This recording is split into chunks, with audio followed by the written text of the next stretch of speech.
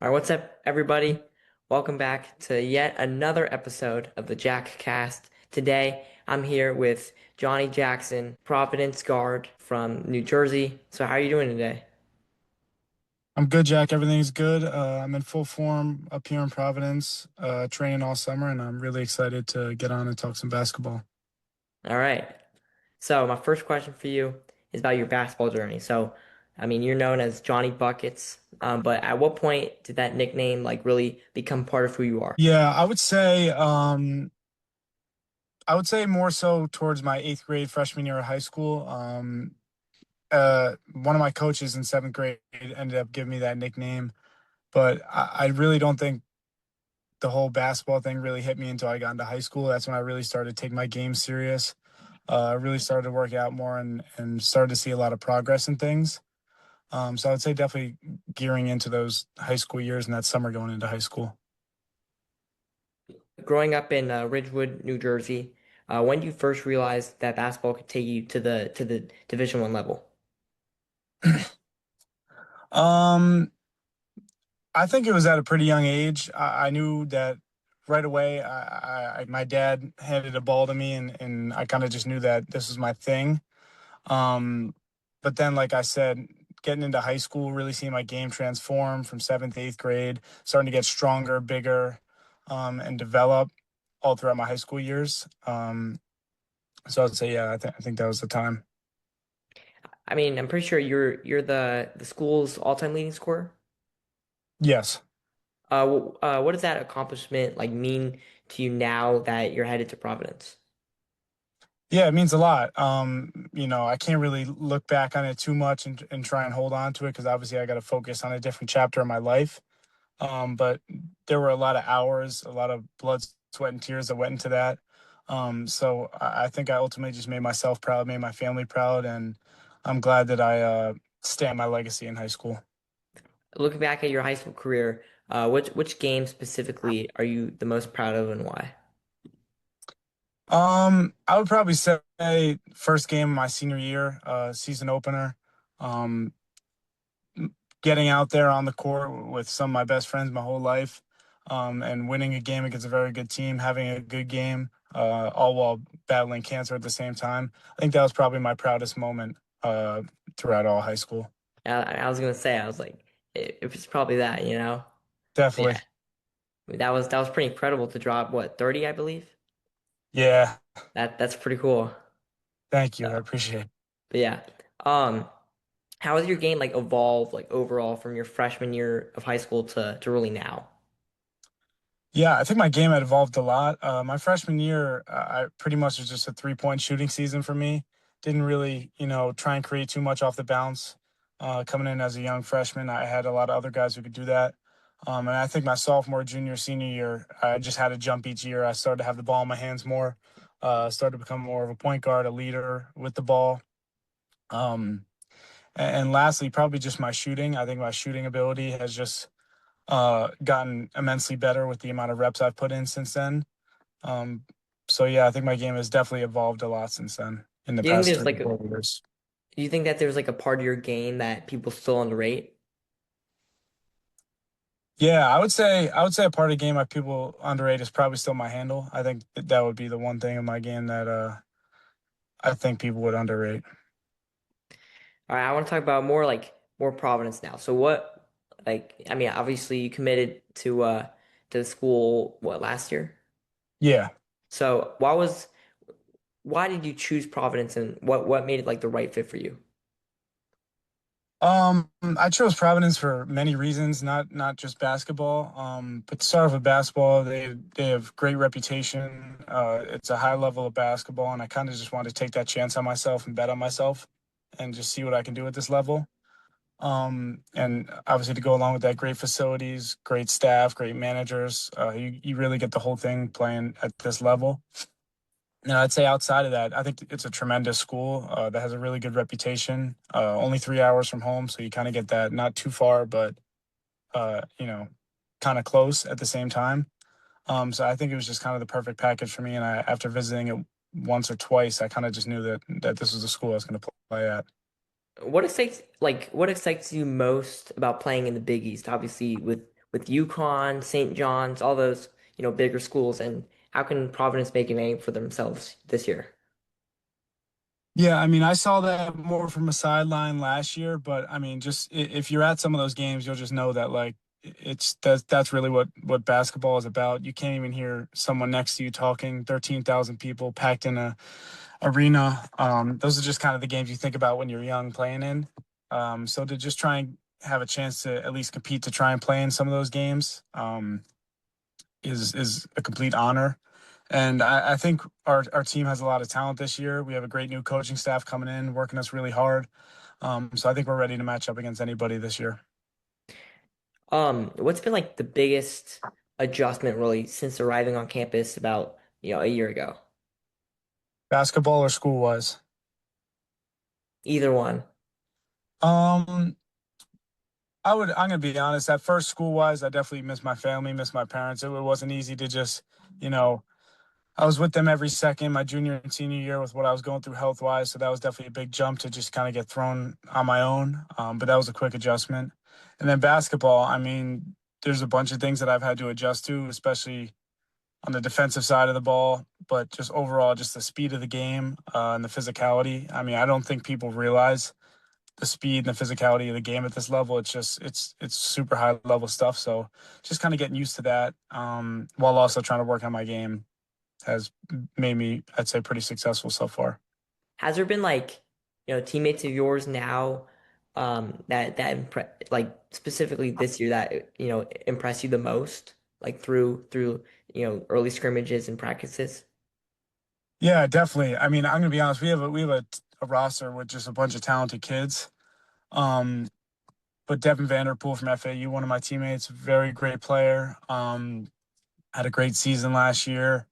Malik Mack from Georgetown, we played against him last year. Another great player. Arrington Page, Northwestern, who's coming in off a good season. So I think we have a lot of talent this year, and I think if everything clicks well, I think we're gonna have a really good season. I mean, I hope so. I've always been watching you guys because I watch, a lot of Big East basketball because it's a Yeah, it's a pretty good conference. So I really for hope sure. so. But Yeah, um, we're excited. what goals have you set for yourself during, your redshirt freshman season?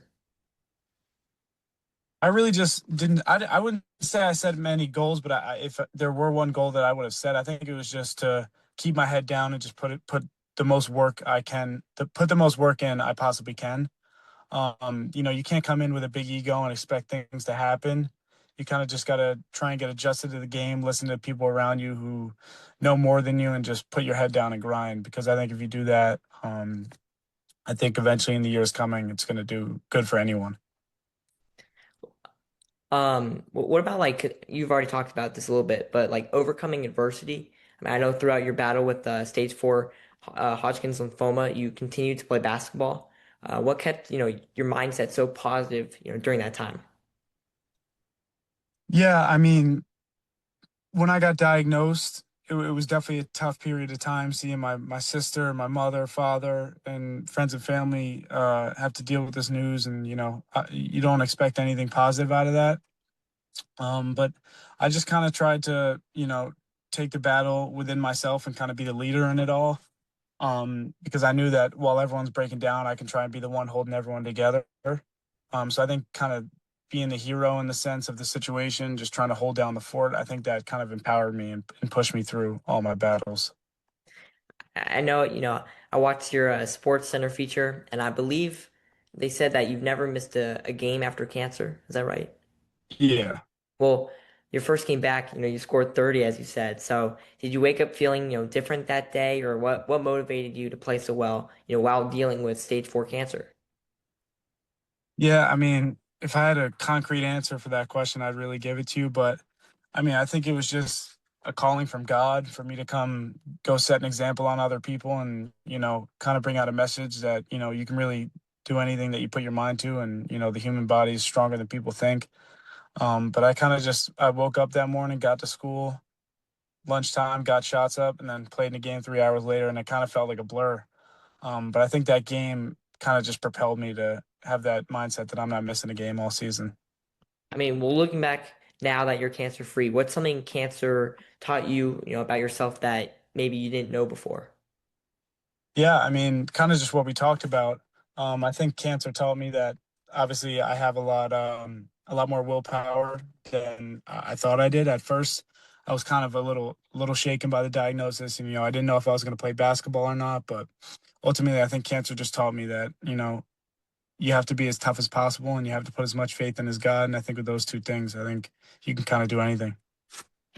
I mean, well, what it mean for really in the cancer process, but also when you became cancer free, what it mean to see your teammates, your coaches, and even your community rally around you?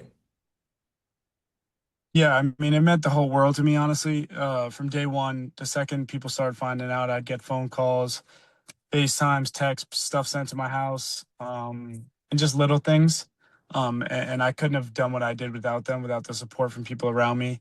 It's not often you see a kid who's battling a pretty tough cancer to just say, I'm going to go play a whole basketball season. And for coaches and teammates and community to stick with me and, try and push me through that, I think it was an incredible thing. That's awesome. I mean, well, so many, young athletes look up to your really perseverance. What's one message that you give to someone who's facing even a difficult, battle of their own? Yeah, I mean, I could give a bunch of messages on this, but I would just say just always have that never quit mentality because when you think that your body's at 70% given out, 80%, 90%, it's really only at 40% and you have a lot more in you than you think. So just never quit, put your faith in God, and just know that you're never alone in the battles. You always have family, friends, mentors, hospital workers, teachers, whatever it is. You always have people around you to help you through whatever you're going through. Yes, sir.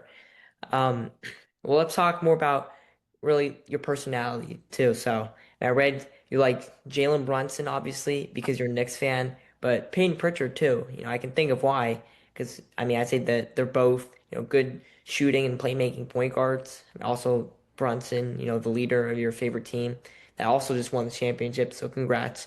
But what else about these two, would you say that you like that you like about them? Yeah, I think both of them, Jalen Brunson, Peyton Pritchard, I think they just give hope to, undersized guards like myself. Their ability to score the ball, to play make, and to just be leaders on the court. It's definitely something I look up to. And, like you said, being a Knicks fan, watching Brunson at maybe 6 feet tall, 6'1", do what he does, scoring 45 points in NBA championship games. Just truly impressive. And, it's definitely something I can watch and take notes from. Were you born a Nets fan? Because I know you're from New Jersey. Not really. Yeah, I mean, I started going to Knicks games probably when I was 4 or 5 years old, but I mean, I think my dad may have been a New Jersey Nets fan back in the day when that was a thing. But no, I've pretty much been on the Knicks for my whole life for sure. I mean, I guess that's starting to become a good choice, Yeah, oh, definitely, man. because the Nets in Brooklyn, they had KD, whatever, Kyrie, No, the Nets Harden, they don't have lost it. them all. Yeah, I think But the Nets are struggling right now, but I think they can get it back. yeah, but yeah, I mean, what's your favorite off the court hobby that maybe fans don't know about? Um, I think my favorite off the court hobby definitely has to be golf. When I'm not playing basketball, I mean, there's really only one place you'll find me at, and that's probably on the golf course. So that's definitely one thing that people may not know that I like to do outside of basketball. What's like your best? I mean, I don't know like how to say it in golf, but like your best score or what's like the best you've shot? Yeah, the best I've shot was last week. Actually, this was the first time I broke 80, which is 79. So that's my best round to date. That's pretty cool. Maybe I'm thinking Yeah, about love getting golf. into golf Love golf. sometime. So Definitely should, man. It yeah. keeps me mentally poised. I mean, I'm worried because I'm more. I played mini golf, before, but and I'm a good putter, but I don't know about the Yeah, it's long, tough. par fives and stuff. But Listen, that's where you got to just put your time in. It's really hard sport. It's super challenging. yeah, I mean, this is a little off topic, but let's say if you could have dinner with any any basketball player, past or present, who would you choose? If I could have dinner with any basketball player, past or present, That's a tough question. I'd probably go Kobe Bryant if I was going in the past, and if it was present, definitely I'd probably go Jalen Brunson. But I think Kobe Bryant is still probably my favorite player there is. So I mean, I gotta agree. I'm a Laker fan, so yeah, yeah, I'm yeah. definitely it'd be Kobe. Let's see. If you had to build your perfect pickup team with four of your teammates, you've played with, who's making the squad? All time. Let's say, uh, sure, yeah, let's say all time.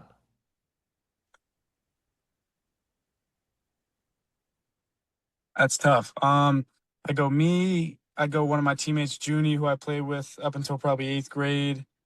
I probably go my friend Brady, who plays at Brown University right now. My one of my best friends, Brandon Benjamin, he plays at Boston College, right around the corner.